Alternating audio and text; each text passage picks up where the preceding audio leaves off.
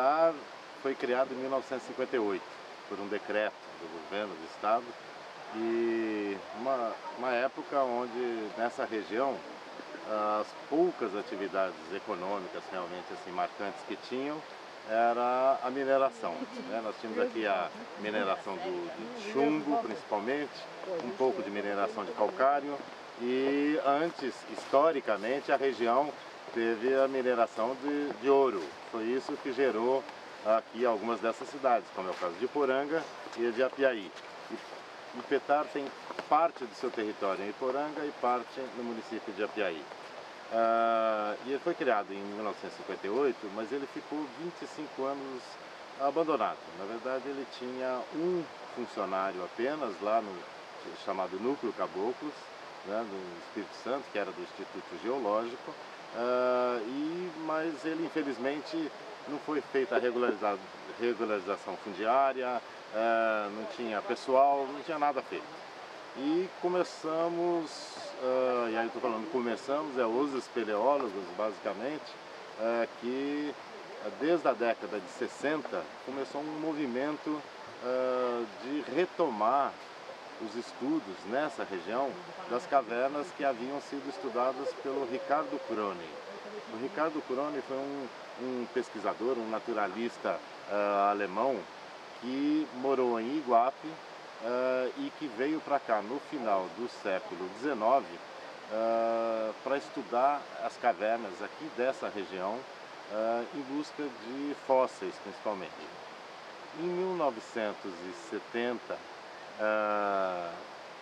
já havia a criação da SBE, da Sociedade Brasileira de Espeleologia, e surgiu um grupo na USP. Foi o primeiro grupo efetivamente, vamos falar assim, nacional em São Paulo.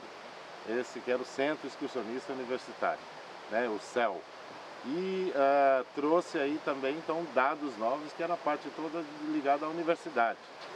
A Mata Atlântica é um dos biomas mais destruídos do planeta.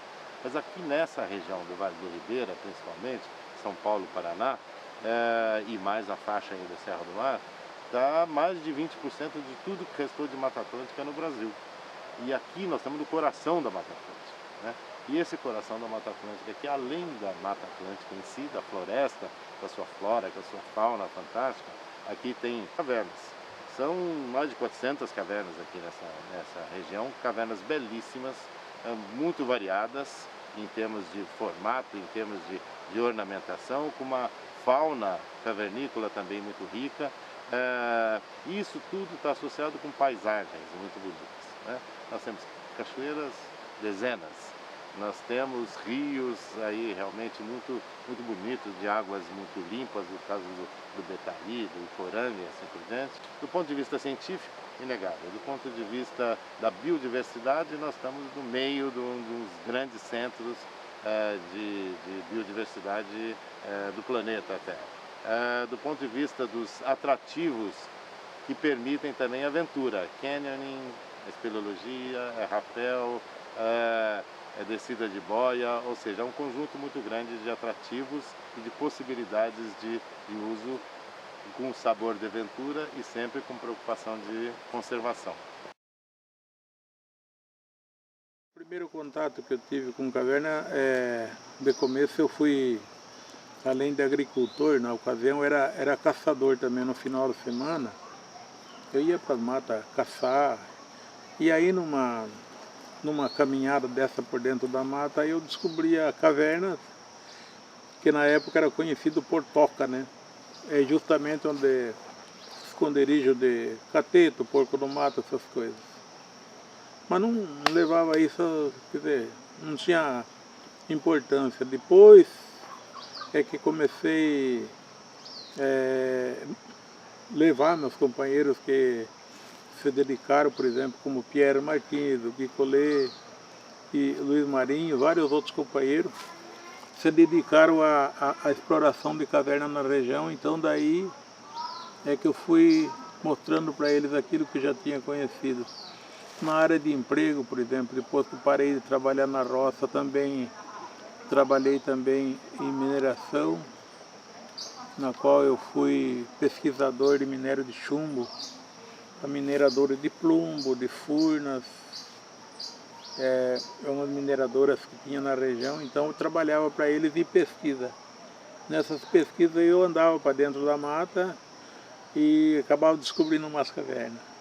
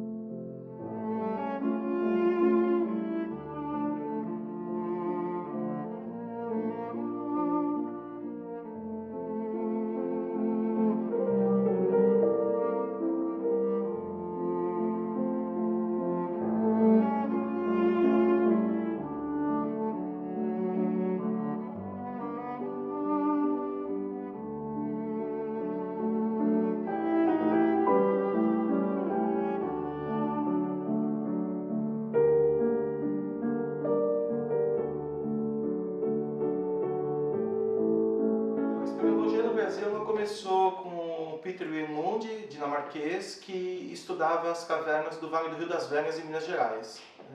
Ele desenvolveu naquela época alguns mapas subterrâneos. Posteriormente, o Ricardo Crone fez um trabalho semelhante no estado de São Paulo, cadastrando as 41 primeiras cavernas do estado de São Paulo, muitas onde é atualmente a área do Petar. Conceitualmente, caverna é toda cavidade natural subterrânea penetrável pelo homem. Um sistema de cavernas, ele é um conjunto de cavernas, não necessariamente conectadas entre si. Um exemplo, a Caverna de Santana está inserida no sistema Perna Santana, que abrange cavernas importantes como a Laje Branca, Tobias, Pérolas, Anjos. São cavernas de grandes extensões, mas com grande distância entre a conexão delas. Então isso compõe o sistema. A espeleologia é uma atividade que envolve o ser humano praticamente desde a sua origem. Nós podemos entender assim que o homem dependeu da caverna durante muito tempo como abrigo. A caverna foi espaço de registro, além de abrigo, de registro, de manutenção da vida. O ser humano, em boa parte dos lugares no mundo, sobrevive de água de cavernas.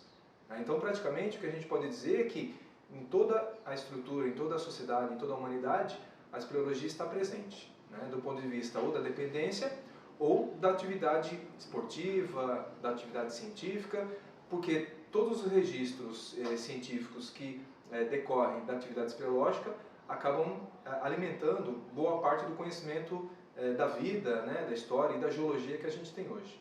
Portanto, a espeleologia está profundamente ligada à nossa vida. As cavernas do Vale do Ribeira e do Petar especialmente podem ser efetivamente cavernas de grande extensão horizontal, como por exemplo a Caverna de Santana, que tem registrados mais de 5.000 metros de desenvolvimento horizontal.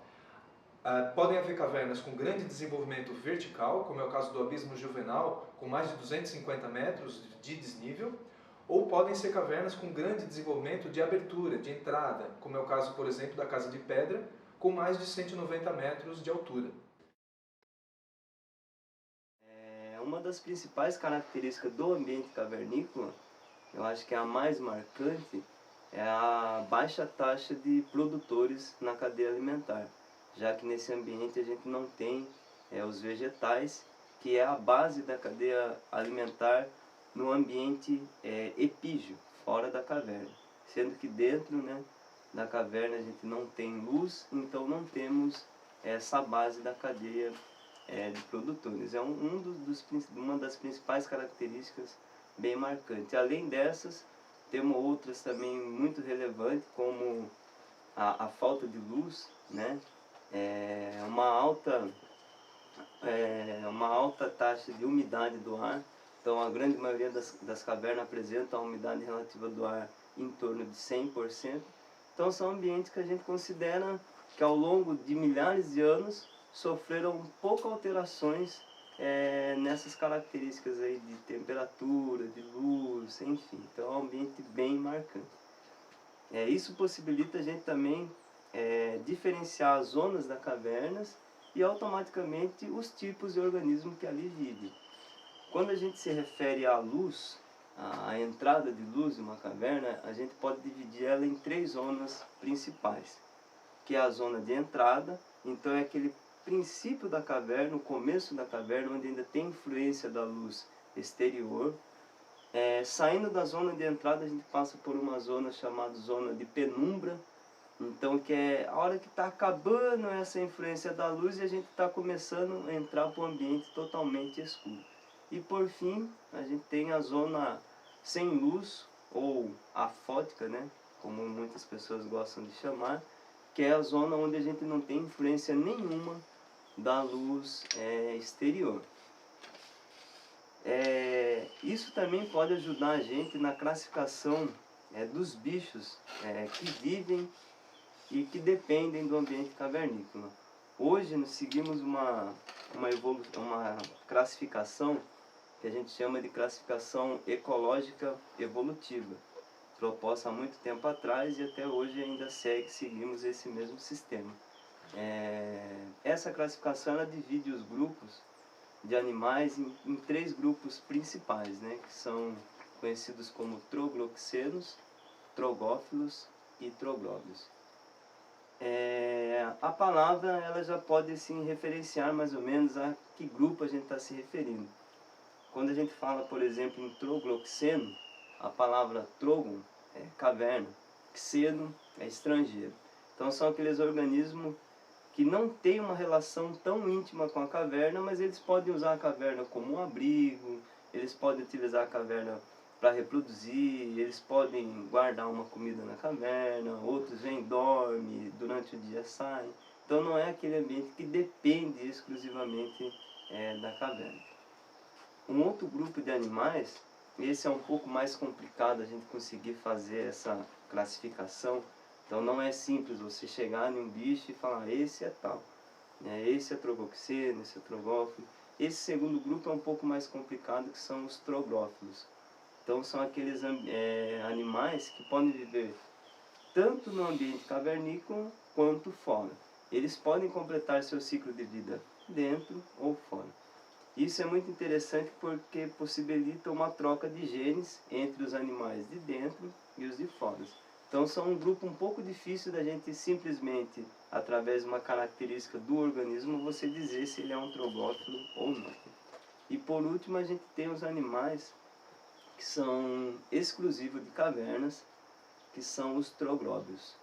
Então esses animais eles apresentam uma série de características que a gente chama de troglomorfismo, que favorecem a sua vida no ambiente cavernícola, e exclusivamente no ambiente cavernícola. Aqui no Petar é muito interessante, porque a gente tem 2 descobertas, que foram as primeiras do Brasil, referente a aos troglóbios, né? Então o primeiro vertebrado troglóbio descrito no Brasil foi aqui em Poranga, que é o bagre cego de Poranga, conhecido aí como Pimelodella cronei. Ele foi o animal citado por Croney já no final de 1890 e início de 1900 e foi descrito por Miranda Ribeiro no ano de 1907. Quem completou o estudo desse troglóbio, que é o bagre cego de Poranga, foi Clodoaldo Pavan. Aproximadamente no ano de 1945 ele fez um estudo completo, que foi um dos primeiros estudos acadêmicos completos sobre o organismo cavernícola no Brasil. E no ano de 1946 foi descrito o primeiro troglóbio invertebrado do Brasil, também aqui em Poranga, chamado de Leodesmo iporangai. Então são 2 organismos aí muito importantes para a região. Hoje a gente encontra ainda esses organismos nas cavernas. Na verdade, a bioespeleologia é uma área bem recente no Brasil, né? Assim, já se fala há muito tempo, mas academicamente é uma área nova.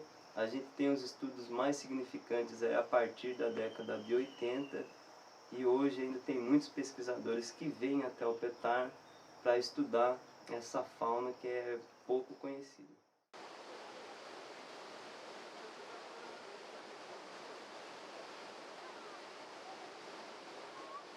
Hoje, como estrutura para receber o visitante, nos núcleos e até no entorno da unidade, são centro de visitantes, com lanchonete, com museus, e para as trilhas houve algum melhoramento tempos atrás, aí a questão de 2 anos, houve melhoramento nas trilhas. Hoje o projeto de ecoturismo, ele tem propostas e já em andamento de melhorar as trilhas, para tornar um acesso mais confiável, para o turista. E no entorno da unidade nós temos as pousadas, onde recebem os turistas com boas acomodações. Recebemos hoje em torno de 30 mil visitantes em média por ano. Hoje o número de leitos que nós temos no entorno da unidade para receber o visitante, em torno de 2.100 leitos. A vida do município hoje é o parque, sabe? As visitas, quer dizer, sem a visita aqui na região não teria sucesso nenhum. Digamos que tudo, quando para, por exemplo, um mês, se parar de vir turista aqui para a região, as coisas já fica meio mudado, ou fica reclamando, né? Que realmente o município hoje sobrevive do turismo. E esse turismo está embutido, por exemplo, nesse processo da preservação ambiental. Então, aqui no Petar nós temos 2 planos de manejo. É o plano de manejo, aquele geralzão, que fala que dá diretrizes de ação, onde estabelece diretrizes para que nós possamos gerenciar a unidade. E temos os planos de manejo específicos para cada caverna, que são os planos de manejo espeleológicos. Cada caverna tem um plano de manejo. O que é um plano de manejo? Estudar a viabilidade ou não de uso público da caverna. No que consiste esses estudos? Tem que estudar a parte do meio físico, do meio biótico e do meio antrópico. O meio físico ele estuda qual a interferência, o que a caverna tem ou sai do seu estado natural com a presença do ser humano. O meio biótico é saber quais as espécies que estão vivendo dentro dessa caverna, desse ambiente, e se há algum prejuízo para essas espécies, alguma interferência no seu ecossistema a partir do momento que haja a visitação turística ou a entrada, o uso público de algumas pessoas. E o meio antrópico é estudar a distribuição desse fluxo turístico, manejar isso, qual que é a capacidade de suporte, quantas pessoas podem entrar, em que lugar essas pessoas podem passar dentro da caverna para minimizar o máximo possível o impacto causado por essa visitação. Na época, 80% da área do parque estava recoberto com pedidos, alvarás ou concessões de mineração. Tinha 12 minerações atuando, todas elas irregulares. Tinha 3 serrarias atuando, cortando madeira. Então foi uma guerra o início da implantação. E além do que, imagina, no início da década de 80, ainda a consciência geral sobre a questão ambiental, sobre a importância da Mata Atlântica, era muito pequena, eram algumas pessoas, vamos falar assim, não era uma coisa da sociedade brasileira como é hoje. O público que vem que vem para cá é um público muito bom. Você não tem problema de vandalismo, de depredação, como acontecia e acontece, infelizmente, em muitos parques. Quer dizer, ninguém sai jogando lixo, ninguém corta árvore, ninguém arranca planta, etc. E isso não é porque tem polícia controlando, é um controle social, é uma coisa que é apropriado pelas pessoas como seu e muito respeitado, é muito bom isso. Então eu acho que essa cultura de visitação que também se estabeleceu no Petar é uma coisa extremamente rica e um bom exemplo para muitos lugares. Se Deus me desse o poder de ser poeta, uma aspiração correta para escrever esta canção, punha pra fora o que está preso aqui dentro, peguei naquele momento uma caneta em minhas mãos. Vejam bem a igreja que me batizei, onde a primeira vez abri meus olhos e sorri, onde calcei o primeiro sapatinho, tomei banho no riozinho e da chupeta esqueci. Estou falando de Iporanga, meus amigos, quero que cantem comigo e sinta a mesma emoção. Nós enxugamos o rosto em uma só toalha, o preço desta medalha é quem divide os corações.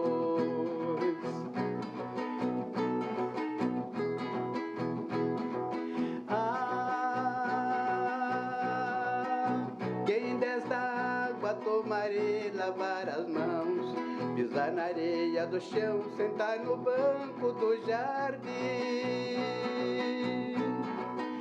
voltar depressa, repousar nesse tesouro, pisar em cima do ouro e na tristeza dar um fim. Quem não conhece o murmurar das cachoeiras, desse lindo rio Ribeira, traz de longe a emoção. A chuva mansa cobre os montes com um véu, até parece que o meu céu é este pedacinho de chão. Mata Verde hoje é beleza rara, com o canto da cigarra afinou meu violão. Venham comigo cantar com os passarinhos, aqui não tem maus vizinhos, aqui não tem poluição.